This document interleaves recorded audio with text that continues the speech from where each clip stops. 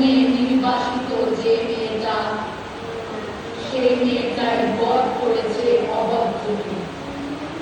যে মেয়েটা ঘরের ভিতর পুড়ছে এখন, যে মেয়েটা পথের উপর ফুটিয়ে আছে, যে মেয়েটা দিনের আলোয় মুখ রেখেছে, যে মেয়েটা দুঃখে ভারী রাতের আধার, আর যে মেয়েটা অষ্টপ্রহর, মুখে আগুন, বুকে আগুন, চোখে আগুন,